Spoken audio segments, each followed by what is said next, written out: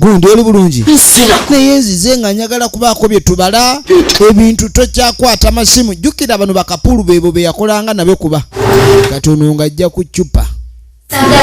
owaki naye musajja gw'omanyira we nakuteeka mukomera n'enkukiriza okulyako obutaala walowooza nti nno ogenda kumanyira bumanyizi kati amuliko ku ccupa kati saagala oddemu kwebuzaabuza wano weesiriwaza kyegamba ky'olina okuwulira eccupa yino sinsaanikire bwe buzibu kati amumazi waawe omukazi azeenagira bulala edde omukazi yabakoowa bambi kumbe kikumuyingidde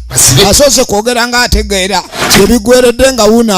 aweŋŋemye genda tokanyityana naawe mukyala mujja munyiiza mugende bambi tabaagala yabakoowa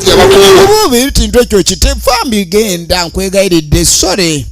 I'm very sorry you go. Don't forget to subscribe, share, comment and like. Tubagala nnyo mwenna mwenna abatuwagira.